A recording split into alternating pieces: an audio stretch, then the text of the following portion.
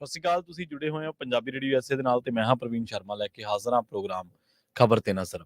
ਖਬਰ ਤੇ ਨਜ਼ਰ ਪ੍ਰੋਗਰਾਮ ਦੇ ਵਿੱਚ ਕਈ ਅਹਿਮ ਤੇ ਕਈ ਖਾਸ ਖਬਰਾਂ ਨੂੰ ਲੈ ਕੇ ਚਰਚਾ ਕਰਨ ਦੇ ਲਈ ਜੁੜ ਚੁੱਕੇ ਨੇ ਪੰਜਾਬ ਤੋਂ ਮਿੰਟੂ ਗੁਰਸਰੀਆ ਜੀ। ਮਿੰਟੂ ਜੀ ਸਤਿ ਸ਼੍ਰੀ ਅਕਾਲ, ਸਵਾਗਤ ਹੈ ਜੀ ਪੰਜਾਬੀ ਰੇਡੀਓ ਐਸੇ ਤੇ। ਜੀ ਸ਼ੁਕਰੀਆ ਸਾਰਿਆਂ ਨੂੰ, ਸਤਿ ਸ੍ਰੀ ਅਕਾਲ ਜੀ। ਖਬਰ ਤੇ ਨਜ਼ਰ ਪ੍ਰੋਗਰਾਮ ਨੂੰ ਸਪਾਂਸਰ ਕਰਦੇ ਨੇ ਖਾਲਸਾ ਇੰਸ਼ੋਰੈਂਸ ਏਜੰਸੀ ਵਾਲੇ, ਜਿਨ੍ਹਾਂ ਤੋਂ ਤੁਸੀਂ ਹਰ ਤਰੀਕੇ ਦੀ ਇੰਸ਼ੋਰੈਂਸ ਲੈ ਸਕਦੇ ਹੋ। ਇੰਸ਼ੋਰੈਂਸ ਬਾਰੇ ਪਤਾ ਕਰਨ ਦੇ ਲਈ ਇਹਨਾਂ ਦਾ ਨੰਬਰ ਹੈ 408 272 2500।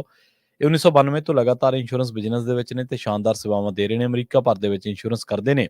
ਓਬਾਮਾ ਕੇਅਰ, ਮੈਡੀਕੇਅਰ ਜਾਂ ਫਿਰ ਕਵਰਡ ਕੈਲੀਫੋਰਨੀਆ ਦੇ ਲਈ ਪਾਲਿਸੀ ਕਰਵਾਉਣ ਦੇ ਲਈ ਅੱਜ ਹੀ ਕਾਲ ਕਰੋ 408 272 2500 ਤੇ। ਟਰਕੀਆਨਾ ਇਮੀਗ੍ਰੇਸ਼ਨ ਲਾ ਫਰਮ ਵਾਲੀ ਜੇ ਟਰਕੀਆਨਾ ਅਟਾਰਨੀ ਟਰਕੀਆਨਾ ਦੇ ਨਾਲ ਤੁਸੀਂ ਯੂਐਸ ਇਮੀਗ੍ਰੇਸ਼ਨ ਬਾਬਤ ਕੋਈ ਵੀ ਸਲਾਹ ਕਰਨੀ, ਕੋਈ ਵੀ ਸਵਾਲ ਪੁੱਛਣਾ ਤੇ ਇਹਨਾਂ ਦਾ ਨੰਬਰ ਹੈ 415 909 0503। Jaswinder Singh, Nachhattar Kaur Nagra Roswell, Charan Singh Sukhwinder Dhaliwal Arizona, Krishan Dhanota Yuba City, Baljinder Singh ਨੇ ਜ਼ਰੂਰਲੈਂਡ, ਪਰਮਜੀਤ ਕੌਰੰਗੀ Vacaville, Pritpal Singh Sidhu Fresno, GNU ਵਾਲੇ ਟਰੱਕ ਵਾਸ਼ ਕਰਦੇ ਨੇ, ਆਇਲ ਚੇਂਜ ਕਰਦੇ ਨੇ, ਏਅਰ ਬ੍ਰੇਕਾਂ ਦਾ ਕੰਮ ਤਸੱਲੀ ਬਖਸ਼ ਕਰਵਾ ਸਕਦੇ ਹੋ। ਨਵੇਂ ਪੁਰਾਣੇ ਟਾਇਰ ਵੀ ਇਹਨਾਂ ਤੋਂ ਮਿਲਦੇ ਨੇ। ਲੋਕੇਸ਼ਨਾਂ ਸੈਂਟਾਨੇਲਾ ਦੀ ਨਿਮਾ ਸੋਤਾ ਦੇ ਨਾਲ ਗੱਲ ਕੀਤੀ ਜਾ ਸਕਦੀ ਹੈ 209 277 0113 ਤੇ।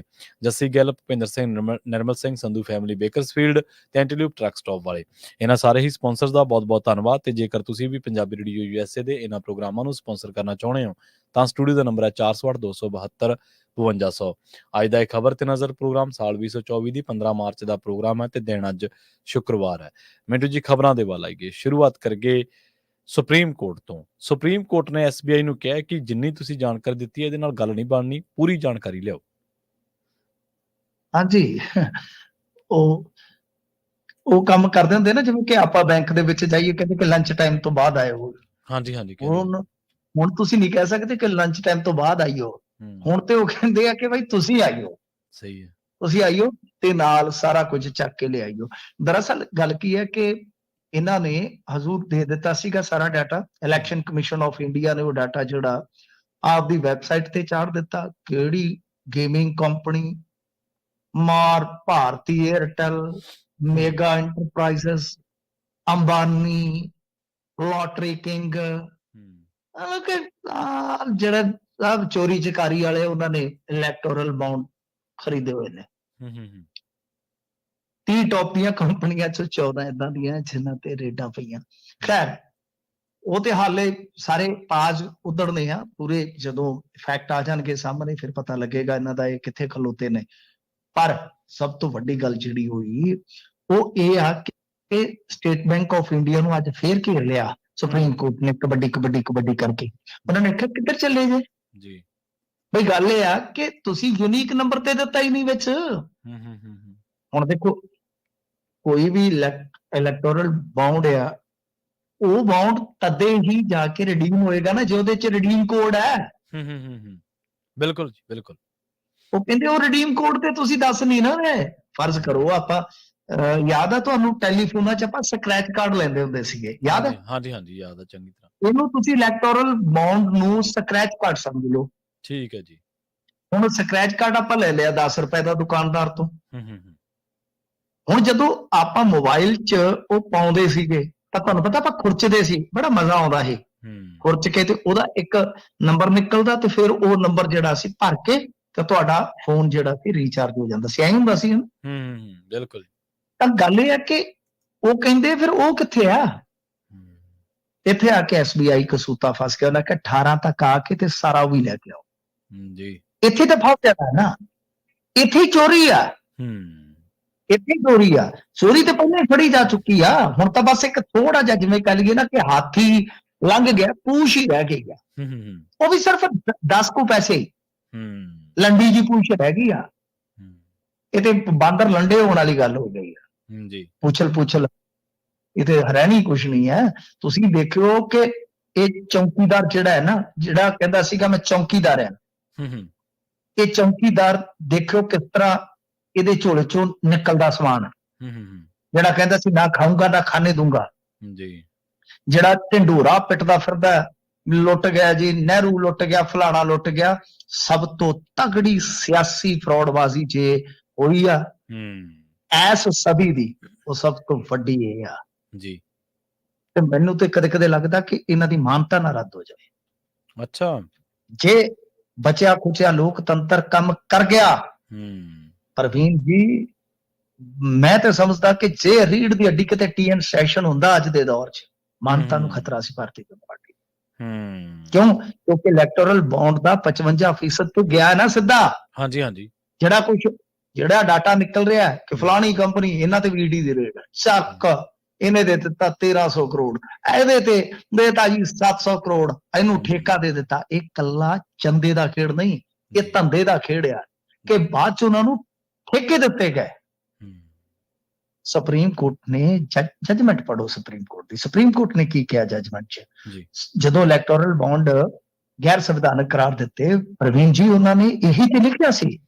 ਇਹ ਤਾਂ ਬੜਾ ਇਹ ਤੇ ਕਹ ਲੋ ਕਿ ਤੁਸੀਂ ਅਜੀਬੋ-ਗਰੀਬ ਖੇਡ ਸ਼ੁਰੂ ਕਰ ਦਿੱਤਾ ਕਿ ਇੱਕ ਕੋਈ ਵੀ ਬੰਦਾ ਜਿਹੜਾ ਉਹਨੂੰ ਤੁਸੀਂ ਕਾਰੋਬਾਰੀ ਨੂੰ ਜਿਹੜਾ ਨੀਤੀ ਘੜਾ ਉਹਦੇ ਟੇਬਲ ਤੇ ਲਿਆ ਦਿੱਤਾ। ਇਹ ਗੱਲ ਨੂੰ ਸਮਝੋ। ਮਤਲਬ ਕਿ ਇੱਕ ਕਾਰੋਬਾਰੀ ਹੈ, ਫਰਜ਼ ਕਰੋ ਤੁਸੀਂ ਕਾਰੋਬਾਰ ਕਰਦੇ ਹੋ ਮਾਈਨਿੰਗ ਦਾ, ਤੁਸੀਂ ਇਲੈਕਟੋਰਲ ਬੌਂਡ ਦੇ ਜ਼ਰੀਏ ਤੁਸੀਂ ਤੇ ਨੀਤੀ ਘਾੜੇ ਦੇ ਟੇਬਲ ਤੇ ਆ ਗਏ ਨਾ। ਤੇ ਇੱਥੇ ਤੇ ਉਲਟਾ ਕੰਮ, ਇੱਥੇ ਤੇ ਉਹ ਉੱਟ ਕੇ ਛਿੱਤਰਾਂ ਦੇ ਨਾਲ ਅੱਗੇ ਲਾ ਕੇ ਵੀ ਕਹਿੰਦੇ ਟੇਬਲ ਤੇ ਆ ਜਾ। ਦੋਏ ਕੰਮ ਨੇ। ਠੇਕਾ ਵੀ ਲੈ ਲਾ, ਜਿਹੜਾ ਕੋਈ ਵੇਰਦਾ ਉਹਦੇ ਤੇ ED ਤੇ ਚੱਲ ਆ ਜਾ ਟੇਬਲ ਤੇ। ਹੁਣ ED ਵਿਰੋਧੀਆਂ ਦੇ ਆਖੇ ਤਾਂ ਇਹਨਾਂ ਕੰਪਨੀਆਂ ਦੇ ਛਾਪੇ ਨਹੀਂ ਨਾ ਮਾਰੂਗੀ। ਕਾਮਨ ਸੈਂਸ ਦੀ ਗੱਲ ਹੈ। ਛਾਪੇ ਤਾਂ ਸੱਤਾਧਾਰੀਆਂ ਦੇ ਇਸ਼ਾਰਿਆਂ ਤੇ ਤਦ ਹੀ ਵੱਜਣਗੇ ਨਾ। ਸੋ ਇਸ ਕਰਕੇ ਇਹ ਖੇਡ ਜਿਹੜੀ ਆ ਬਹੁਤ ਖਿਲਰ ਸਕਦੀ ਆ। ਸੁਪਰੀਮ ਕੋਰਟ ਇਹਨੂੰ ਸਮਝ ਚੁੱਕਾ ਹੈ। ਸੁਪਰੀਮ ਕੋਰਟ ਨੂੰ ਸਭ ਕੁਝ ਪਤਾ ਹੈ ਕਿ ਲੀਰਾ ਦੀ ਜਿਹੜੀ ਖਿੱਦੂ ਆ ਖਿਲਰਨ ਵਾਲੀ ਆ। ਬਸ ਇੱਕ ਅੱਧਾ ਤੋਪਾ ਅੜਿਆ, ਇਸ ਤੋਪੇ ਨੂੰ ਜੇ ਪੱਟ ਦਿੱਤਾ, ਵਿੱਚੋਂ ਲੀਰਾ ਨਿਕਲੀਆਂ ਉਹ ਵੀ ਮੁਸ਼ਕੀਆਂ ਸੜਿਆਂ ਦੀਆਂ, ਇਹ ਗਲੀਆਂ, ਬਹੁਤ ਬੁਰਾ ਹਾਲ ਹੋ ਜਾਣਾ ਜੀ। ਇਹ ਲੋਕਾਂ ਨੱਕ ਐ ਫੜ ਕੇ ਨਾ ਉਂਗਲਾਂ ਦੇ ਨਾਲ ਉਤੋਂ ਜਿਵੇਂ ਨੱਕ ਦੀ ਜਿਹੜੀ ਹੁੰਦੀ ਹੈ ਨੌਕਰੀ ਜੀ, ਉਹ ਨੱਪ ਕੇ ਮੂੰਹ ਰਾਹੀਂ ਸਾਹ ਲੈਣਾ, ਇੰਨਾ ਮੁਸ਼ਕ ਆਏਗਾ ਨਾ ਲੀਰਾ।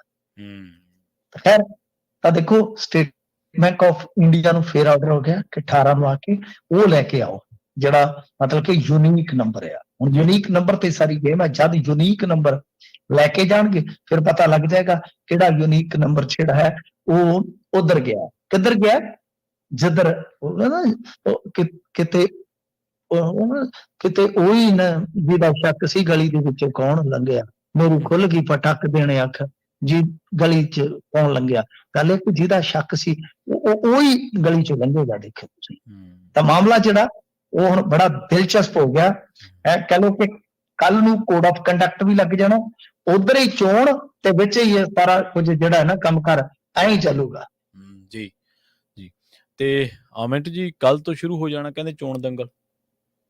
ਹਾਂਜੀ, ਆਪਾਂ ਜਿੱਥੋਂ ਗੱਲ ਖਤਮ ਕੀਤੀ ਆ ਬਿਲਕੁਲ ਤਿਆਰੀ ਆ, ਕਿਉਂਕਿ ਕੱਲ ਹੀ ਪਤਾ ਲੱਗਿਆ ਸੀਗਾ ਨਾ ਜਿਸ ਤਰ੍ਹਾਂ ਬਈ ਸੁਪਰੀਮ ਕੋਰਟ ਚ ਸੁਣਵਾਈ ਤੋਂ ਐਨ ਪਹਿਲਾਂ ਇਹਨਾਂ ਨੇ ਜਿਸ ਤਰ੍ਹਾਂ ਕਾਲੀ ਦੇ ਵਿੱਚ ਚੋਣ ਕਮਿਸ਼ਨਰ ਲਾਏ। ਚੋਣ ਕਮਿਸ਼ਨਰ ਵੀ ਇੱਕ ਅਮਿਤ ਸ਼ਾਹ ਦਾ ਰਾਈਟ ਹੈਂਡ ਖਾਸ ਪਿਆਦਾ, ਇੱਕ ਨਰਿੰਦਰ ਮੋਦੀ ਦਾ ਖਾਸ ਮਖਾਸ, ਦੋਵੇਂ ਜਿੱਦਾਂ ਕਹਿ ਲਈਏ ਕਿ ਇਹ ਉਹਨਾਂ ਦੇ ਅੱਖਾਂ ਦੇ ਤਾਰੇ ਜੀ। ਤੇ ਜਿਵੇਂ ਵਿਰੋਧੀ ਧਿਰ ਦੇ ਨੇਤਾ ਨੇ ਦੱਸਿਆ ਕਿ ਭਾਈ ਮੈਨੂੰ ਤੇ ਬਸ 10 ਮਿੰਟ ਪਹਿਲਾਂ ਜਾ ਕੇ 6 ਬੰਦਿਆਂ ਦੀ ਸੂਚੀ ਦੇ ਦਿੱਤੀ ਕਿ ਲਓ ਜੀ ਕੰਮ ਤੇ ਹੋ ਗਿਆ। ਤਾਂ ਮਤਲਬ ਉਸ ਤੋਂ ਬਾਅਦ ਕਹਾਣੀ ਜਿਹੜੀ ਹੈ ਉਹ ਅੱਗੇ ਬਹੁਤ ਕਾਲੀ ਨਾਲ ਤੁਰਦੀ ਆ। ਅੱਜ ਇਲੈਕਸ਼ਨ ਕਮਿਸ਼ਨ ਆਫ ਇੰਡੀਆ ਨੇ ਸੰਕੇਤ ਦੇ ਦਿੱਤਾ ਕਿ ਕੱਲ 3 ਵਜੇ ਚੋਣ ਜ਼ਾਬਤਾ ਲੱਗ ਜਾਏਗਾ। ਤਾਂ ਕੱਲ 3 ਵਜੇ ਚੋਣ ਜ਼ਾਬਤਾ ਇੱਥੇ ਲੱਗਣ ਜਾ ਰਿਹਾ ਪ੍ਰਵੀਨ ਜੀ। ਇੱਥੇ ਮਤਲਬ ਕਿ ਇੱਕ ਤਰ੍ਹਾਂ ਨਾਲ ਕਹਿ ਲਓ ਕਿ ਕੁਝ ਗੇਮਾਂ ਜਿਹੜੀਆਂ ਉਹ ਬਣ ਸਕਦੀਆਂ, ਵਿਗੜ ਸਕਦੀਆਂ। ਅਸਲ 'ਚ ਪੱਤੇ ਖੁੱਲਣਗੇ ਕੱਲ ਨੂੰ। ਠੀਕ ਹੈ ਜੀ, ਕੱਲ ਤੋਂ ਖੁੱਲ ਸਕਦੇ ਕਿਉਂਕਿ ਬਹੁਤ ਕੁਝ ਹੈ। ਕੋਡ ਆਫ ਕੰਡਕਟ ਨੂੰ ਉਡੀਕਿਆ ਜਾ ਰਿਹਾ ਸੀਗਾ ਕਿ ਕਦੋਂ ਇਹ ਕੋਡ ਆਫ ਕੰਡਕਟ ਜਿਹੜਾ ਲੱਗੇਗਾ, ਫਿਰ ਕੁਝ ਚੀਜ਼ਾਂ ਸਾਫ਼ ਹੋਊਗੀਆਂ। ਤਾਂ ਬਾਕੀ ਇਹ ਸਪਸ਼ਟ ਹੈ ਕਿ ਹੁਣ ਕੋਡ ਆਫ ਕੰਡਕਟ ਜਿਹੜਾ ਕੁਝ ਘੰਟੇ ਦੀ ਦੂਰੀ ਤੇ ਆ। ਨਰਿੰਦਰ ਮੋਦੀ ਸਰਕਾਰ ਨੇ ਕੁਝ ਫੈਸਲੇ ਐਨ ਕੋਡ ਆਫ ਕੰਡਕਟ ਲੱਗਣ ਤੋਂ ਪਹਿਲਾਂ, ਤੁਸੀਂ ਹਿਸਾਬ ਲਾ ਲਓ ਕੁਝ ਘੰਟੇ ਪਹਿਲਾਂ ਤੇਲ, ਪੈਟਰੋਲ ਤੇ ਡੀਜ਼ਲ ਸਸਤਾ ਕੀਤਾ ਜਾਂਦਾ ਹੈ।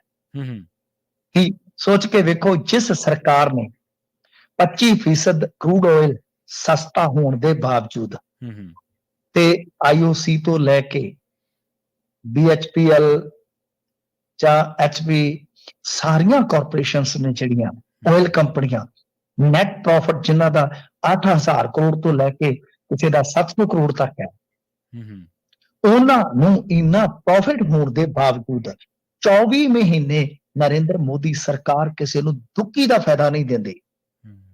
ਤਾਂ ਫਿਰ ਉਹਨਾਂ ਨੂੰ ਮਤਲਬ ਕਿ ਪਤਾ ਸੀਗਾ ਨਾ ਕਿ ਕੋਡ ਆਫ ਕੰਡਕਟ ਇਹਨਾਂ ਤੋਂ ਕਹਿ ਕੇ ਇੰਨੀ ਤਰੀਕ ਨੂੰ ਲਵਾਉਣਾ ਹੈ। ਤਾਂ ਠੀਕ ਉਸ ਤੋਂ ਕੁਝ ਘੰਟੇ ਪਹਿਲਾਂ ਵੀ ਤੇਲ ਕੰਪਨੀਆਂ ਨੂੰ ਕੋਈ ਮਾੜਾ ਮੋਟਾ ਵੀ ਫਾਇਦਾ ਜਿਹੜਾ ਹੈ ਨਾ ਉਹਦਾ ਨੁਕਸਾਨ ਨਹੀਂ ਸੀ ਕਰਵਾਉਣਾ ਚਾਹੁੰਦੇ। ਐਨ ਕੁਝ ਘੰਟੇ ਪਹਿਲਾਂ 2-2 ਰੁਪਏ ਘਟਾ ਦਿੱਤਾ। ਜਦੋਂ ਇਹਨਾਂ ਨੇ 2-2 ਰੁਪਏ ਘਟਾਉਣ ਦਾ ਐਲਾਨ ਕੀਤਾ ਸੀ, ਜਦੋਂ ਹੀ ਲੋਕਾਂ ਦੇ ਮਾਈਂਡ 'ਚ ਆ ਗਿਆ ਸੀਗਾ ਕਿ ਲਓ ਹੁਣ ਕੋਡ ਆਫ ਕੰਡਕਟ ਲੱਗਿਆ ਤਾਂ ਉਹੀ ਗੱਲ ਹੋ ਗਈ ਆ। ਖੈਰ ਪੂਰਾ ਸਮਾਂ ਮਿਲ ਗਿਆ। ਹੁਣ ਦੇਖੋ ਘੋੜੇ ਭੱਜਣਗੇ ਕੱਲ ਤੋਂ, ਕਿਹੜਾ ਘੋੜਾ ਤਬੇਲਾ ਬਦਲ ਕੇ ਇਧਰੋਂ ਉਧਰ ਜਾਂਦਾ, ਸਾਰੀਆਂ ਗੱਲਾਂ ਹੌਲੀ ਸਪਸ਼ਟ ਹੋ ਜਾਊਗੀ ਜੀ। ਤੇ ਯੇਦੂਯਰੱਪਾ ਖਿਲਾਫ ਜਿਨਸੀ ਸ਼ੋਸ਼ਣ ਦਾ ਮਾਮਲਾ ਦਰਜ ਕੀਤਾ ਯੇਦੂਯਰੱਪਾ ਹਾਂਜੀ ਯੇਦੂਯਰੱਪਾ ਦੇ ਖਿਲਾਫ ਪ੍ਰਵੀਨ ਜੀ ਮਾਮਲਾ ਜਿਹੜਾ ਦਰਜ ਕੀਤਾ ਗਿਆ ਪੋਸਕੋ ਐਕਟ ਦੇ ਤਹਿਤ। ਪੋਸਕੋ ਐਕਟ ਉਦੋਂ ਤੁਹਾਨੂੰ ਪਤਾ ਲੱਗਦਾ ਜਦੋਂ ਕਿਸੇ ਮਾਈਨਰ ਲੜਕੀ ਦਾ ਸ਼ੋਸ਼ਣ ਹੁੰਦਾ ਹੈ, ਨਾਬਾਲਗ ਦਾ ਜੀ। ਤਾਂ ਪੋਸਕੋ ਦੇ ਤਹਿਤ 81 ਸਾਲ ਦੇ ਬੁੱਢੇ ਤੇ ਕੇਸ ਦਰਜ ਹੋ ਜਾਣਾ, ਉਹ ਵੀ 4 ਵਾਰ ਦਾ ਸੀਐਮ ਤੇ ਤੁਸੀਂ ਸਮਝ ਸਕਦੇ ਹੋ ਗੱਲ ਜਿਹੜੀ ਹੈ ਖਤਰਨਾਕ ਹੀ ਨਹੀਂ ਸ਼ਰਮਨਾਕ ਵੀ ਆ। ਯੇਦੂਯਰੱਪਾ ਦੀ ਕਿਸਮਤ ਮੈਨੂੰ ਲੱਗਦਾ ਕਿ ਹੁਣ ਡੱਕੇ ਡੋਲੇ ਹੀ ਖਾਏਗੀ ਜੀ। ਕਿਉਂਕਿ ਮੁੱਖ ਮੰਤਰੀ ਸੀ, ਅਮਿਤ ਸ਼ਾਹ ਨੇ ਆਖਿਆ ਪਾਸੇ ਹਟ, ਕੁਰਸੀ ਛੱਡ, ਕੁਰਸੀ ਤੋਂ ਲਾਤਾ ਜੀ, ਕੁਰਸੀ ਤੋਂ ਲਾਤਾ, ਮਾਰਗਦਰਸ਼ਨ ਮੰਡਲ 'ਚ ਬਹਿ ਜਾ। ਮਾਰਗਦਰਸ਼ਨ ਮੰਡਲ ਕਾਹਦਾ? ਦੂਰਦਰਸ਼ਨ ਮੰਡਲ ਹੀ ਆ। ਇਹ ਦੂਰੋਂ ਦਰਸ਼ਨ ਕਰੀ ਚੱਲੋ, ਮੋਦੀ ਕੀ ਕਰਦਾ ਹੈ, ਅਮਿਤ ਸ਼ਾਹ ਕੀ ਕਰਦਾ। ਅੱਛਾ, ਮਾਰਗਦਰਸ਼ਨ ਮੰਡਲ 'ਚ ਬਿਠਾਤਾ, ਚਲੋ ਅੱਗੇ ਗੱਲ ਤੁਰਦੀ। ਜਦੋਂ ਇਲੈਕਸ਼ਨ ਆਇਆ ਫਿਰ ਅਮਿਤ ਸ਼ਾਹ ਇਹਨਾਂ ਦੇ ਘਰੇ ਚਲ ਗਿਆ, ਇਹ ਗੁਲਦਸਤਾ ਦੇਣ ਲੱਗਾ। ਅਮਿਤ ਸ਼ਾਹ ਕਹਿੰਦਾ ਪਰਾਂ ਹਟ ਪਾਸੇ, ਉਹਦਾ ਮੁੰਡੇ ਨੂੰ ਕਹਿੰਦਾ ਤੂੰ ਫੜਾ ਗੁਲਦਸਤਾ।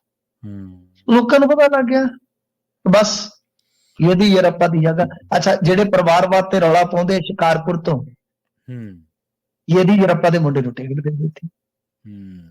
ਤਾਂ ਉੱਥੇ ਹੀ ਕਹਾਣੀ, ਕਿਉਂਕਿ ਲਿੰਗਾਇਤ ਭਾਈਚਾਰਾ ਹੈ ਨਾ, ਉਹ ਨਾਲ ਜੁੜਿਆ ਰਵੇ। ਉਹਦਾ ਇਹ ਵਰਤ ਕੇ ਸੁੱਟਣ ਦੇ ਨਾ ਆਦੀ ਆ। ਜਿਵੇਂ ਠਰਕੀ ਲੋਕ ਹੁੰਦੇ ਆ ਨਾ, ਕੁਝ ਠਰਕੀ ਲੋਕ ਹੁੰਦੇ ਆ, ਉਹਨਾਂ ਦਾ ਠਰਕ ਬਸ ਏਦਾਂ ਹੀ ਹੁੰਦਾ ਹੈ, ਕਮੀਜ਼ ਵਾਂਗੂ ਬਦਲਿਆ, ਕਮੀਜ਼ ਵਾਂਗੂ ਯਾਰ ਬਦਲਿਆ, ਕਮੀਜ਼ ਵਾਂਗੂ ਯਾਰ ਬਦਲਿਆ। ਤਾਂ ਇਹ ਵੀ ਕੁਝ ਇਸ ਤਰ੍ਹਾਂ ਦੇ ਸਿਆਸਤਦਾਨ ਹੁੰਦੇ ਆ ਜਿਹੜੇ ਬਸ ਵਰਤ ਕੇ, ਚਾਹੇ ਉਹ ਪਾਰਟੀ ਹੋਵੇ, ਲੀਡਰ ਹੋਵੇ, ਉਹਨਾਂ ਨੂੰ ਸੁੱਟਦੇ ਤੁਰੇ ਜਾਂਦੇ ਆ ਜੀ। ਮਿਸਾਲਾਂ ਦੇਣ ਲੱਗੀਏ ਤੇ ਮੈਨੂੰ ਲੱਗਦਾ 35-40 ਮਿੰਟ ਗੁਜ਼ਰ ਜਾਣਗੇ। ਖੈਰ, ਹੁਣ ਯੇਦੂਯਰੱਪਾ ਦਾ ਬੁਰਾ ਹਾਲ ਹੈ। ਆਹ ਦੋਸ਼ ਜਿਹੜਾ ਲੱਗਾ ਹੈ ਸਭ ਤੋਂ ਵੱਡਾ। ਫਰਵਰੀ ਦੀ ਗੱਲ ਹੈ, ਕਹਿੰਦੇ ਕੁੜੀ ਕੋਈ ਸ਼ਿਕਾਇਤ ਲੈ ਕੇ ਗਈ ਸੀ, ਆਪਣਾ ਦੁੱਖ ਰੋਣ ਲੈ ਕੇ ਗਈ ਸੀ। ਇਹਨੂੰ ਬੁੱਢੇ ਬਾਰੇ ਪਤਾ ਨਹੀਂ ਕੀ ਹਵਸ ਜਾਗੀ ਆ, ਉਹ ਆਂਦੀ ਮੈਨੂੰ ਖਿੱਚ ਕੇ ਲੈ ਗਿਆ ਅੰਦਰ। ਅੱਛਾ, 81-82 ਸਾਲ ਦਾ ਬੁੱਢਾ, ਇਹਦੇ 'ਚ ਇੰਨਾ ਜ਼ੋਰ ਕਿੱਥੋਂ ਆ ਗਿਆ? ਪਤਾ ਨਹੀਂ ਕੀ ਇਹਨਾਂ ਨੂੰ ਹੋਇਆ, ਕੀ ਖਾਂਦੇ ਮਰਦੇ ਆ। ਅੱਛਾ, ਖੈਰ ਹੁਣ ਇਹ ਕਹੀ ਜਾਂਦਾ ਕਿ ਦੇਖੋ ਇਹ ਦੋਸ਼ ਬੇਬੁਨਿਆਦ ਆ। ਗੱਲ ਇਹ ਆ ਕਿ ਬਈ ਮੈਂ ਇਹ ਵੀ ਨਹੀਂ ਕਹਿ ਸਕਦਾ ਰਾਜਨੀਤਿਕ ਬਦਲਾਖੋਰੀ ਆ, ਕੋਈ ਨਿੱਜੀ ਨਾ ਹੋਵੇ। ਕੁੜੀ ਦੀ ਮਾਂ ਕਹਿੰਦੀ ਕਿ ਜਦੋਂ ਕੁੜੀ ਨੇ ਆ ਕੇ ਰੋ ਕੇ ਮੈਨੂੰ ਸਾਰੀ ਕਹਾਣੀ ਦੱਸੀ, ਇਹਨਾਂ ਮਾਮਲਾ ਸੈੱਟ ਕਰਨ ਵਾਸਤੇ ਮੈਨੂੰ ਕਿਹਾ ਮਾਮਲਾ ਸੈੱਟ ਕਰ ਲਾ। ਸੋ ਹੁਣ ਸਰਕਾਰ ਜਿਹੜੀ ਆ ਉਹ ਉੱਥੇ ਵਿਰੋਧੀ ਧਿਰ ਦੀ ਆ। ਡੀਕੇ ਸ਼ਿਵ ਕੁਮਾਰ ਅਸਲੀ ਚਾਣਕਿਆ ਤਾਂ ਉੱਥੇ ਬੈਠਾ। ਹਾਂਜੀ ਬਿਲਕੁਲ, ਪੋਸਕੋ ਤੋਂ ਲੱਗ ਗਿਆ ਤਾਂ ਮਾਮਲਾ ਹੋ ਗਿਆ ਖਤਰਨਾਕ। ਸੋ ਇਸ ਕਰਕੇ ਕੋਡ ਆਫ ਕੰਡਕਟ ਵੀ ਲੱਗ ਗਿਆ, ਹੁਣ ਚੌਤਲਿਆਂ ਨੂੰ ਵੀ ਨਹੀਂ ਬਚਾਉਣਾ। ਸੋ ਯੇਦੂਯਰੱਪਾ ਬਹੁਤ ਕਸੂਤਾ ਫਸ ਗਿਆ, ਅੱਜ ਦੀ ਤਾਰੀਖ ਬਹੁਤ ਕਸੂਤਾ ਫਸ ਗਿਆ। ਹਾਲਾਂਕਿ ਉਹ ਸਪਸ਼ਟੀਕਰਨ ਦੇ ਰਿਹਾ, ਜਵਾਬ ਦੇ ਰਿਹਾ, ਪਰ ਉਹਦੇ ਜਵਾਬ ਕਿਸੇ ਦੇ ਹਜ਼ਮ ਨਹੀਂ ਹੋ ਰਹੇ। ਇਹ ਗੱਲ ਇਹ ਆ ਕਿ ਇਹਨਾਂ ਦੇ ਤਾਂ ਤੁਹਾਨੂੰ ਪਤਾ ਹੀ ਆ, ਅੱਗੇ ਵੀ ਕਿੰਨੇ ਇਹੋ ਜਿਹੇ ਅੜਕੇ ਆਏ ਆ, ਸੈਂਗਰ ਵਰਗੇ। ਬਿਲਕੁਲ, ਕੁਲਦੀਪ ਸਿੰਘਰ। ਹਾਂਜੀ ਜੀ। ਤੇ ਇਧਰ ਪੰਜਾਬ ਵੱਲ ਪਰਤ ਕੇ ਮਿੰਟੂ ਜੀ ਸਿੱਧੂ ਸਾਹਿਬ ਕਹਿੰਦੇ ਮੈਂ ਨਹੀਂ ਚੋਣ ਲੜਨੀ। ਦੇਖੋ, ਨਵਜੋਤ ਸਿੰਘ ਸਿੱਧੂ ਬਾਰੇ ਆਪਾਂ ਅੱਗੇ ਵੀ ਬਹੁਤ ਵਾਰੀ ਗੱਲ ਕੀਤੀ ਹੈ। ਮੈਂ ਵਾਰ-ਵਾਰ ਕਹਿੰਦਾ ਸੀਗਾ ਕਿ ਜਿਸ ਦਿਨ ਨਵਜੋਤ ਸਿੰਘ ਸਿੱਧੂ ਨੇ ਮੈਂਬਰ ਪਾਰਲੀਮੈਂਟ ਦੀ ਟਿਕਟ ਲੈ ਲਈ, ਚੋਣ ਲੜ ਲਈ, ਨਵਜੋਤ ਸਿੰਘ ਸਿੱਧੂ ਦੀ ਰਾਜਨੀਤੀ ਦੀ ਕ੍ਰੈਡੀਬਿਲਿਟੀ ਕਹਿ ਲਓ ਜਾਂ ਰਾਜਨੀਤੀ ਚੋਂ ਰੈਲੀਵੈਂਸੀ ਕਹਿ ਲਓ ਖਤਮ ਹੋ ਜਾਏਗੀ। ਨਵਜੋਤ ਸਿੰਘ ਸਿੱਧੂ ਉਸ ਦਿਨ ਬਚਿਆ ਕੁਚਿਆ ਜਿਹੜਾ ਨਵਜੋਤ ਸਿੰਘ ਸਿੱਧੂ ਉਹ ਖੁਰ ਜਾਏਗਾ, ਜੀ ਖੁਰ ਜਾਏਗਾ, ਜਿਵੇਂ ਬਰਫ਼ ਦੀ ਸਿੱਲੀ ਖੁਰ ਜਾਂਦੀ ਹੈ ਨਾ ਹੌਲੀ ਹੌਲੀ ਹਵਾ ਦੇ ਵਿੱਚ, ਉਸ ਤਰ੍ਹਾਂ ਖੁਰ ਜਾਏਗਾ। ਕਿਉਂਕਿ ਨਵਜੋਤ ਸਿੰਘ ਸਿੱਧੂ ਪੰਜਾਬੀ ਰਾਜਨੀਤੀ 'ਚ ਐਕਟਿਵ ਹੋਇਆ ਹੀ ਇਸੇ ਬਿਹਾਵ ਤੇ ਸੀ, ਇਸੇ ਆਧਾਰ ਤੇ ਸੀ ਕਿ ਮੈਂ ਠੋਕਰ ਮਾਰ ਕੇ ਆਇਆ ਦਿੱਲੀ ਦੀ ਪੋਲਿਟਿਕਸ ਰਾਜ ਸਭਾ ਛੱਡੀ ਆ, ਰਾਜ ਸਭਾ ਛੱਡੀ, ਮੈਨੂੰ ਕੁਰੂਕਸ਼ੇਤਰ ਤੋਂ ਟਿਕਟ ਦਿੰਦੇ ਸਨ ਵਗੈਰਾ ਵਗੈਰਾ ਵਗੈਰਾ, ਉਹ ਤੁਹਾਨੂੰ ਪਤਾ ਹੈ। ਹੁਣ ਗੱਲ ਇਹ ਆ ਕਿ ਨਵਜੋਤ ਸਿੰਘ ਸਿੱਧੂ, ਇਹ ਅਸਲ ਦੇ ਵਿੱਚ ਨਾ ਨਵਜੋਤ ਸਿੰਘ ਸਿੱਧੂ ਨੂੰ ਕੁਝ ਬੰਦੇ ਫਸਾਉਣਾ ਵੀ ਚਾਹੁੰਦੇ ਆ। ਠੀਕ ਹੈ ਜੀ, ਵੀ ਜੇ ਇੱਥੋਂ ਲੜ ਰਿਹਾ ਉੱਥੋਂ ਲੜ ਰਿਹਾ ਜੀ ਫਲਾਂ ਟਮਕਾ, ਕਿ ਨਵਜੋਤ ਸਿੰਘ ਸਿੱਧੂ ਕਿਸੇ ਤਰੀਕੇ ਨਾਲ ਇੱਕ ਵਾਰੀ ਚੋਣ ਦੇ ਵਿੱਚ ਫਸ ਜਾਵੇ, ਮਤਲਬ ਕਿ ਖਬਰਾਂ ਲਵਾਓ, ਹਾਈ ਕਮਾਨ ਕਵੇ ਕਿ ਹਾਂਜੀ ਸਿੱਧੂ ਸਾਹਿਬ ਤੁਹਾਡੀ ਹਾਈਪ ਚੰਗੀ ਆ, ਤੁਸੀਂ ਲੜ ਲਓ। ਨਵਜੋਤ ਸਿੰਘ ਸਿੱਧੂ ਕਵੇ ਕਿ ਚਲੋ ਮੈਂ ਲੜਦਾ, ਨਵਜੋਤ ਸਿੰਘ ਸਿੱਧੂ ਨੂੰ ਰਲ ਕੇ ਹਰਾ ਦੇਣ ਸਾਰੇ। ਨਵਜੋਤ ਸਿੰਘ ਸਿੱਧੂ ਪਹਿਲਾਂ ਮਾਂਜਿਆ ਪਿਆ, ਤੁਹਾਨੂੰ ਪਤਾ ਜੀਵਨਜੋਤ ਕੌਰ ਦੇ ਹੱਥੋਂ ਜੀ, ਦੂਜੀ ਵਾਰ ਨਵਜੋਤ ਸਿੰਘ ਸਿੱਧੂ ਦੀ ਹਾਰ ਹੋ ਗਈ ਤੇ ਨਵਜੋਤ ਸਿੰਘ ਸਿੱਧੂ ਨੂੰ ਤੇ ਕਪਿਲ ਸ਼ਰਮਾ ਦੇ ਸ਼ੋਅ 'ਚ ਵੀ ਸ਼ਾਇਦ ਜਗ੍ਹਾ ਨਾ ਮਿਲੇ। ਹੁਣ ਤੇ ਚਲੋ ਮਾੜਾ ਮੋਟਾ ਹੈਗਾ ਕਿ ਬਈ ਇੱਕ ਹਾਰ ਯਾਰ ਉਦੋਂ ਵੇਵ ਸੀਗੀ, ਇਹ ਹੈ ਉਹ ਹੈ, ਬਹੁਤ ਸਾਰੇ ਮਤਲਬ ਕਿ ਤਰਕ ਦੇ ਦਿੱਤੇ ਜਾ ਸਕਦੇ ਆ ਕਿ ਕਾਂਗਰਸ ਦੇ ਖਿਲਾਫ ਐਂਟੀ ਇਨਕੰਬੈਂਸੀ ਬਹੁਤ ਸੀਗੀ, ਨਵਜੋਤ ਸਿੰਘ ਸਿੱਧੂ ਨੂੰ ਉਹਦਾ ਖਮਿਆਜ਼ਾ ਭੁਗਤਣਾ ਪਿਆ। ਪਰ ਜੇ ਮੰਨ ਲਓ ਇੱਕ ਹਾਰ ਹੋਰ ਹੋ ਜਾਂਦੀ ਆ ਤਾਂ ਨਵਜੋਤ ਸਿੰਘ ਸਿੱਧੂ ਖਤਮ ਹੈ ਸਿਆਸੀ ਤੌਰ ਤੇ। ਇਹ ਗੱਲ ਨਵਜੋਤ ਸਿੰਘ ਸਿੱਧੂ ਵੀ ਜਾਣਦਾ ਹੈ ਕਿ ਕੁਝ ਉਹਦੇ ਪਾਰਟੀ ਦੇ ਹੀ ਬੰਦੇ ਜਿਹੜੇ ਆ ਉਹ ਚਾਹੁੰਦੇ ਆ ਕਿ ਨਵਜੋਤ ਸਿੰਘ ਸਿੱਧੂ ਨੂੰ ਅਗਾਂਹ ਤੋਰ ਕੇ ਤੇ ਫਿਰ ਪਿੱਛੋਂ ਵੀ ਆਪਦੀ ਪਲਟੀ ਮਾਰ ਲਈਏ। ਸੋ ਨਵਜੋਤ ਸਿੰਘ ਸਿੱਧੂ ਇਹਨਾਂ ਚਾਲਾਂ 'ਚ ਨਹੀਂ ਆਉਂਦਾ, ਉਹ ਭਲੀ ਭਾਂਤੀ ਸਮਝਦਾ ਹੈ। ਅੱਜ ਉਹ ਗਵਰਨਰ ਕੋਲ ਗਿਆ ਸੀ, ਨਾਲ ਕਾਂਗਰਸ ਦੇ ਪੁਰਾਣੇ 3-4 ਪ੍ਰਧਾਨ ਸਾਬਕਾ ਉਹ ਵੀ ਨਾਲ ਗਏ ਸਨ, ਕੋਈ ਮੈਮੋਰੰਡਮ ਵਗੈਰਾ ਦੇਣਾ ਸੀਗਾ। ਤਾਂ ਬਾਹਰ ਨਿਕਲ ਕੇ ਜਦੋਂ ਨਵਜੋਤ ਸਿੰਘ ਸਿੱਧੂ ਪੱਤਰਕਾਰਾਂ ਦੇ ਨਾਲ ਗੱਲਬਾਤ ਕਰ ਰਹੇ ਸੀਗੇ ਤਾਂ ਪੱਤਰਕਾਰਾਂ ਨੇ ਇਹਦੇ ਤੇ ਪੁੱਛਿਆ, ਮੈਂ ਕਿਹਾ ਭਰਾ 100 ਵਾਰੀ ਕਹਿ ਚੁੱਕਾ, ਮੈਂ ਪੰਜਾਬ ਤੋਂ ਹੀ ਇਲੈਕਸ਼ਨ ਲੜਾਂਗਾ, ਪੰਜਾਬ ਲਈ ਇਲੈਕਸ਼ਨ ਲੜਾਂਗਾ, ਦਿੱਲੀ ਵਾਸਤੇ ਕੋਈ ਇਲੈਕਸ਼ਨ। ਜੀ ਜੀ। ਤੇ ਅਗਲੀ ਖਬਰ ਦੇ ਵੱਲ ਵਧੀਆ, ਕਹਿੰਦੇ ਕਾਲੇ ਸ਼ੀਸ਼ਿਆਂ ਪਿੱਛੇ ਕੰਮ ਵੀ ਕਾਲੇ, ਇਹ ਕੌਣ ਕਰ ਰਿਹਾ ਸੀਗਾ ਜੀ? ਦੇਖੋ ਗੱਲ ਇਹ ਆ ਕਿ ਅਸਲ ਦੇ ਵਿੱਚ ਜਿਹੜਾ ਇਹ ਮਾਮਲਾ ਹੈ ਨਾ ਕਾਲੇ ਸ਼ੀਸ਼ਿਆਂ ਵਾਲਾ, ਇਹ ਥੋੜਾ ਜਿਹਾ ਕੰਸਰਨਡ ਹੈ ਪੰਜਾਬੀਆਂ ਲਈ। ਇਹ ਆ ਕਿ ਇੱਕ ਕੁੜੀ ਨੂੰ ਗ੍ਰਿਫਤਾਰ ਕੀਤਾ ਹੈਗਾ ਖੰਨੇ ਦੇ ਲਾਗੇ, ਉਹਦਾ ਪਿੰਡ ਸੀ ਖੰਨਾ, ਉੱਥੇ ਪੁਲਿਸ ਨੇ ਫੜਿਆ ਹੈਰੋਇਨ ਦੇ ਨਾਲ। ਆਉਂਦੇ ਇਹਨੇ ਤੇ ਥਾਰ ਗੱਡੀ ਤੇ ਥਾਰ ਜੀਪ ਜੀ ਨਹੀਂ ਹੁੰਦੀ ਵੱਡੀ ਸਾਰੀ, ਹਾਂਜੀ ਹਾਂਜੀ, ਉਹਨੇ ਰੇਸ ਦੇ ਦਿੱਤੀ। ਉਹ ਤੇ ਐ ਜਾਂਦੀ ਸੀ ਕਿ ਜਿਵੇਂ ਮਤਲਬ ਕਿ ਕੋਈ ਰਾਕਟ ਜਾ ਰਿਹਾ ਹੋਵੇ ਤਾਂ ਉਹ ਤੇ ਗੱਡੀ ਦੇ ਟਾਇਰ ਹੀ ਨਹੀਂ ਸੀ ਥੱਲੇ ਲੱਗਣ ਦਿੰਦੀ, ਉਹ ਤੇ ਕੱਟ ਕੁੱਟ ਮਾਰੇ ਕਿਤੇ ਤੇ ਇੱਕ ਪਹੀਆ ਜਿਹੜਾ ਸੀ ਉਹ ਥੱਲੇ ਖੇਤਾਂ 'ਚ ਲੈ ਗਿਆ। ਉਹਨੂੰ ਜਦੋਂ ਫੜਿਆ ਤੇ ਦੱਸਦੇ ਮਾਲ ਜਦੋਂ ਬਰਾਮਦ ਹੋਇਆ। ਉਹ ਅੱਛਾ। ਤੇ ਕੁੜੀ, ਹਾਂਜੀ, ਤੇ ਕੁੜੀ ਜਿਹੜੀ ਆ ਉਹ ਦੱਸਦੇ ਕਿ ਪਹਿਲਾਂ ਕਿਸੇ ਕੇਸ ਦੇ ਵਿੱਚ ਅੰਦਰ ਰਹਿ ਕੇ ਆਈ ਹੈ, ਜ਼ਮਾਨਤ ਤੇ। ਹੁਣ ਜਾਂਚ ਪੜਤਾਲ ਕੀਤੀ, ਥਾਰ ਵੀ ਕਹਿੰਦੇ 2-4 ਦਿਨ ਪਹਿਲਾਂ ਹੀ ਲਈ ਆ। ਪੁਲਿਸ ਵਾਲੇ ਇੱਥੇ ਇਸ ਗੱਲੋਂ ਹੈਰਾਨ ਆ ਕਿ ਇੰਨਾ ਦਬਲਦੀ ਆ ਥਾਰ ਨੂੰ, ਹਾਲਾਂਕਿ ਉਹ ਕਹਿੰਦੀ ਕਿ ਥਾਰ ਮੇਰੀ ਆ। ਹੁਣ ਇਹਦੀ ਵੀ ਜਾਂਚ ਪੜਤਾਲ ਕਰਨ 'ਚ ਲੱਗੀ ਹੋਈ ਆ ਪੁਲਿਸ ਕਿ ਬਈ ਇਹ ਡਰੱਗ ਮਨੀ ਨਾਲ ਤੇ ਨਹੀਂ ਬਣੀ। ਪਰ ਤੁਸੀਂ ਇਹ ਵੇਖ ਲਓ ਕਿ ਕੁੜੀਆਂ ਵੀ ਅੱਜ ਕੱਲ੍ਹ ਕਿਸ ਧੰਦੇ 'ਚ ਗਰਕ ਚੁੱਕੀਆਂ ਨੇ। ਇਹ ਕੋਈ ਪਹਿਲਾ ਮਾਮਲਾ ਨਹੀਂ, ਜੀ ਜੀ, ਪਹਿਲਾ ਮਾਮਲਾ ਨਹੀਂ। ਪੰਜਾਬ ਦੇ ਵਿੱਚ ਪਿਛਲੇ ਸਾਲ ਇੱਕ ਰਿਪੋਰਟ ਸੀ ਕਿ 234 ਔਰਤਾਂ ਤੇ ਮੁਕੱਦਮਾ ਦਰਜ ਹੈ NDPS ਦਾ, ਕੁਝ ਮਹੀਨਿਆਂ ਦਾ ਡਾਟਾ ਸੀਗਾ, ਤੁਸੀਂ ਅੰਦਾਜ਼ਾ ਲਾ ਲਓ ਕਿਸ ਕਦਰ ਪੰਜਾਬ ਦੇ ਵਿੱਚ ਇਹ ਡਰੱਗ ਟ੍ਰੈਫਿਕਿੰਗ ਦੇ ਵਿੱਚ ਔਰਤਾਂ ਜਿਹੜੀਆਂ ਨੇ ਉਹ ਸ਼ਾਮਲ ਹੋ ਰਹੀਆਂ। ਇਸ ਤੋਂ ਪਹਿਲਾਂ ਔਰਤਾਂ ਛੱਡੋ, ਇੱਕ ਕੁੜੀ 2017 'ਚ ਫੜੀ ਸੀਗੀ, BTech ਸਟੂਡੈਂਟ ਸੀਗੀ, ਇੱਕ ਕੁੜੀ MSc ਦੀ ਸਟੂਡੈਂਟ ਸੀਗੀ, ਉਸਨੂੰ ਫੜਿਆ ਸੀਗਾ। ਯਾਨੀ ਵਿਦਿਆਰਥਣਾਂ ਜਾਂ ਅੱਜ ਕੱਲ੍ਹ ਜਿੱਦਾਂ ਮਾਡਰਨ ਕੁੜੀਆਂ ਨੇ ਕੁਝ, ਉਹ ਵੀ ਡਰੱਗ ਟ੍ਰੈਫਿਕਿੰਗ 'ਚ ਹੈ। ਹਾਂ, ਅੱਗੇ ਵੀ ਸੀਗੀਆਂ ਬੀਬੀਆਂ ਕਈ, ਮਤਲਬ ਕਿ ਭੁੱਕੀ ਟਾਕੀ ਵੇਚਣੀ ਜਾਂ ਫੀਮ ਫੋਮ ਵੇਚਣੀ, ਦਾਰੂ, ਇਹ ਹੈਗੇ ਸੀਗੇ ਗਰੀਬ ਗੁਰਬੜੇ ਮਤਲਬ ਕਿ ਪਰਿਵਾਰਾਂ 'ਚ ਸੀਗਾ। ਪਰ ਅੱਜ ਕੱਲ੍ਹ ਹੈਰੋਇਨ ਵਾਲਾ ਜਿਹੜਾ ਕੰਮ ਹੈ ਉਹਦੇ ਵਿੱਚ ਵੀ ਕੁੜੀਆਂ ਜਿਹੜੀਆਂ ਫੜੀਆਂ। ਜੀ, NCRB ਦੇ ਅੰਕੜੇ ਆਏ ਸੀ, ਕਹਿੰਦੇ ਦੇਸ਼ ਭਰ ਦੇ ਵਿੱਚੋਂ ਪੰਜਾਬ ਪਹਿਲੇ ਨੰਬਰ ਤੇ ਆ ਔਰਤਾਂ ਤੇ ਜਿਹੜੇ ਦਰਜ ਮਾਮਲੇ ਆ ਨਸ਼ੇ ਦੀ ਤਸਕਰੀ ਦੇ। ਹਾਂ, ਮੈਂ ਤਾਂ ਤੁਹਾਨੂੰ ਦੱਸ ਦਿੱਤਾ ਕਿ 234 ਸੀਗੇ ਹੂੰ ਕੁਝ ਮਹੀਨਿਆਂ ਦੇ ਵਿੱਚ, 234 ਔਰਤਾਂ ਤੇ ਮਤਲਬ ਕਿ ਮਾਮਲੇਦਾਰ ਸੀ। ਜੀ ਉਹਨਾਂ ਦੇ ਵਿੱਚੋਂ ਵੀ ਕੁਝ ਮਤਲਬ ਕਿ ਕੁੜੀਆਂ ਨੇ। ਹੂੰ ਤੇ ਮਿੰਟੂ ਜੀ ਕੇਸੀਆਰ ਦੀ ਧੀ ਨੂੰ ਕਹਿੰਦੇ ਈਡੀ ਨੇ ਗ੍ਰਿਫਤਾਰ ਕਰ ਲਿਆ ਜੀ। ਦੇਖੋ ਕੇਸੀਆਰ ਦੀ ਕੁੜੀ ਜੀ ਕਵਿਤਾ ਕਰਕੇ ਹੀ ਤਾਂ ਕੇਸੀਆਰ ਦਾ ਗੀਤ ਜਿਹੜਾ ਸੀਗਾ ਉਹ ਗਾਇਆ ਨਹੀਂ ਸੀ ਗਿਆ, ਤੁਹਾਨੂੰ ਪਤਾ ਹੈ ਤੇਲੰਗਾਨਾ ਚ ਕੀ ਹੋਇਆ।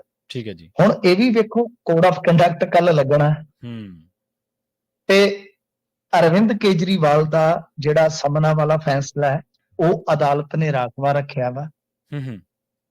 ਤਾਂ ਐਨ ਉਸ ਤੋਂ ਪਹਿਲਾਂ ਵੀ ਮਤਲਬ ਕਿ ਐਨ ਕਹਿ ਲੋ ਕਿ ਕੰਮ ਜਦੋਂ ਕੰਢਿਆਂ ਤੇ ਆਇਆ ਪਿਆ ਸੀਗਾ ਤਾਂ ਜਿਹੜੀ ਖੁਦ ਵਿਧਾਇਕਾ ਹੈ ਇਹ ਬੀਬੀ ਕਵਿਤਾ 40 ਸਾਲ ਦੀ ਏਜ ਆ, ਇਸ ਨੂੰ ਗ੍ਰਿਫਤਾਰ ਕਰ ਲਿਆ ਜਾਂਦਾ ਹੈ ਜੀ 7 ਵਜੇ ਉਹਨੂੰ ਹਿਰਾਸਤ ਦੇ ਵਿੱਚ ਲਿਆ ਤੇ ਮੁੜ ਕੇ ਉਹਦੀ ਅਰੈਸਟ ਪੈ ਗਈ ਆ। ਤੇ ਅੱਧੇ ਕਿ ਜਦੋਂ ਗ੍ਰਿਫਤਾਰ ਕੀਤਾ ਗਿਆ ਇਹਦੇ ਕੋਲ ਪਹਿਲਾਂ ਹੀ ਟਿਕਟ ਸੀਗਾ, ਮਤਲਬ ਕਿ ਪਹਿਲਾਂ ਤੋਂ ਬੁੱਕ ਕਰ ਲਿਆ ਗਿਆ ਸੀ ਕਵਿਤਾ ਦਾ ਦਿੱਲੀ ਦਾ ਟਿਕਟ, ਮਤਲਬ ਕਿ ਸਾਰਾ ਕੁਝ ਹੈ ਸੀਗਾ। 8:45 ਤੇ ਫਲਾਈਟ ਸੀਗੀ ਤਾਂ ਉਹਦੇ ਵਾਸਤੇ ਪਹਿਲਾਂ ਹੀ ਟਿਕਟ ਬੁੱਕ ਕਰਾ ਲਿਆ ਗਿਆ ਸੀ, ਮਤਲਬ ਕਿ ਤਿਆਰੀ ਨਾਲ ਗਈ ਬਈ ਇਸ ਕਵਿਤਾ ਬੀਬੀ ਨੂੰ ਲੈ ਕੇ ਆਉਣਾ। ਮਾਮਲਾ ਤੇ ਤੁਹਾਨੂੰ ਯਾਦ ਹੀ ਹੋਣਾ ਜੀ, ਮਾਮਲਾ ਹੈ ਦਿੱਲੀ ਲਿਕਰ ਪਾਲਿਸੀ ਦਾ, ਜਿਸ ਨੂੰ ਲਿਕਰ ਸਕੈਮ ਵੀ ਕਿਹਾ ਜਾਂਦਾ ਹੈ। ਸੋ ਇਹ ਹੁਣ ਉੱਥੇ ਹੱਲਾ ਗੁੱਲਾ ਪੂਰਾ ਹੋਣ ਡਿਆ। ਸੀਆਰਪੀਐਫ ਨੇ ਘੇਰਾ ਪਾ ਲਿਆ ਸੀ, ਵਰਕਰਾਂ ਨੂੰ ਅੰਦਰ ਨਹੀਂ ਜਾਣ ਦਿੱਤਾ।